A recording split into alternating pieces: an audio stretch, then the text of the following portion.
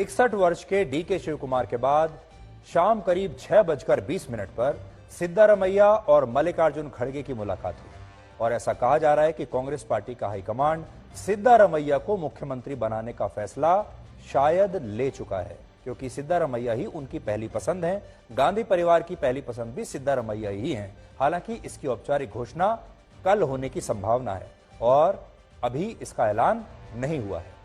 अब यहां पर आपके लिए एक्स्ट्रा जानकारी यह भी है कि इसी तरह वर्ष 2013 में भी जब कांग्रेस पार्टी ने कर्नाटक का विधानसभा चुनाव जीता था, उस समय भी कर्नाटक में ऐसी ही डबल इंजन वाली स्थिति थी। मैंने कल भी आपको कहा था कि ये जो डबल इंजन शब्द है, वैसे तो इसका प्रयोग बीजेपी करती है और बीजेपी अपने चुनाव में हर जगह प्रचार में कहती है कि हम आपके लिए डबल इंजन की सरकार लाएंगे, यानी केंद्र में भी बीजेपी की सरकार और राज्य में भी बीजेपी की सरकार। यह है डबल इंजन की सरकार। लेकिन असल में कांग्रेस भी हर जगह डबल इंजन की ही सरकार ला रही है। डबल इंजन का मतलब हर राज्य में कांग्रेस के भी दो ऐसे उम्मीदवार हैं, दो ऐसे इंजन हैं जो राज्य में मुख्यमंत्री बनना चाहते हैं। फर्क सिर्फ इतना है कि ये जो इंजन है ये एक दिशा में नहीं बल्कि अलग अलग दिशाओं में जाते हैं। तो कर्नाटक में भी इस समय कांग्रेस पार्टी के दो इंजन हैं, एक है सिद्धारमैया और दूसरे हैं डीके शिव कुमार। तो दूसरे इंजन का जो है अब मैंने आपको बताया, एक सिद्धारमैया है और दूसरे डीके शिव कुमार हैं। और अब मल्लिकार्जुन खड़गे जो है, उस समय मल्लिकार्जुन खड़गे भी पिक्चर में थे और उस समय मल्लिकार्जुन खड़गे कर्नाटक का मुख्यमंत्री बनना चाहते थे, लेकिन तब हाईकमांड ने उनकी जगह यह जिम्मेदारी सिद्धारमैया को सौंप दी थी। देखिए समय का जो चक्र होता है कैसे बदलता है। एक जमाने में खड़गे साहब खुद बनना चाहते थे 2013 में कि मुझे बना दिया जाए, लेकिन तब सिद्धारमैया को बना दिया और आज खड़गे साहब कांग्रेस अध्यक्ष बन गए हैं। आज वो खुद बैठकर यह तय कर रहे हैं कि सिद्धारमैया बनेंगे या नहीं। कर्नाटक में इस डबल इंजन वाली दुविधा के बीच अब एक तीसरा इंजन भी आ गया है और इस तीसरे इंजन का नाम है जी परमेश्वर। 71 साल के जी परमेश्वर को कर्नाटक की कांग्रेस पार्टी के सबसे मजबूत और अनुभवी नेताओं में माना जाता है और कांग्रेस के सबसे बड़े दलित नेता भी वही है। कांग्रेस पार्टी ने जिन 5 लोकल गारंटीज को मुद्दा बनाकर यह चुनाव जीता, उन लोकल गारंटीज के चीफ आर्किटेक्ट जी परमेश्वर ही हैं और कांग्रेस मैनिफेस्टो कमेटी का अध्यक्ष भी उन्हें ही बनाया गया था। इसलिए अब उन्होंने भी मुख्यमंत्री पद की दावेदारी अपनी पेश कर दी है। आज कर्नाटक के तुमकुरु में जी परमेश्वर के समर्थकों ने एक विरोध प्रदर्शन किया है और उन्होंने जी परमेश्वर को अब मुख्यमंत्री बनाने की मांग की है।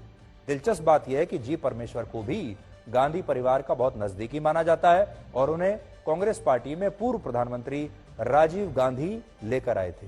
वो अब तक 6 बार विधायक बन चुके हैं और 2018 से 19 के बीच जब कर्नाटक में कांग्रेस और जेडीएस की गठबंधन वाली सरकार थी, उसमें वो उप मुख्यमंत्री थे और वो 2 बार कर्नाटक कांग्रेस के अध्यक्ष भी रह चुके हैं। इसलिए वो भी कर्नाटक में कांग्रेस की डबल इंजन वाली ट्रेन को डीरेल करने की स्थिति में है। हालांकि आज सवाल एक और भी है जो मैं आपको बता रहा था, जो हमारे लोकतंत्र को लेकर है। लोकतंत्र का मतलब एक ऐसी शासन प्रणाली से होता है जिसमें जनता अपने प्रतिनिधि को चुनती है और फिर वो प्रतिनिधि उस प्रजा के तंत्र को चलाता है। लेकिन भारत में इस लोकतंत्र के मायने बदल चुके हैं। भारत में लोग अब मुख्यमंत्री का चुनाव नहीं करते, बल्कि अब भारत में लोग यानी जो वोटर है वो हाई कमांड का चुनाव करते हैं। कर्नाटक में लोगों ने कांग्रेस पार्टी के विधायकों को चुना ताकि ये विधायक अपने एक नेता को चुनकर उसे मुख्यमंत्री बना सके। लेकिन अब हो ये रहा है कि मुख्यमंत्री का चुनाव विधायक नहीं कर रहे बल्कि हाई कमांड कर रहा है।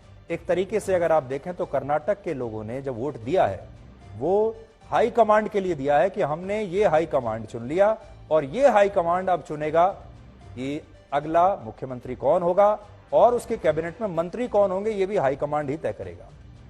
यानी अब लोगों की एंट्री यहां से बंद है। लोगों का जितना काम होना था हो चुका। अब ये लोग, अब जो जनता है ये उसके हाथ से बाहर की बात है। जनता तय नहीं करेगी कि मुख्यमंत्री कौन बनेगा। और यहां बात सिर्फ कांग्रेस की नहीं है, दूसरी पार्टियां भी जब किसी राज्य में चुनाव लड़ती हैं तो ज्यादातर पार्टियां मुख्यमंत्री पद के चुनाव का ऐलान नहीं करती हैं और कहा जाता है कि आप उस पार्टी को बहुमत दीजिए और फिर उस पार्टी का हाईकमांड नए मुख्यमंत्री का चुनाव करेगा।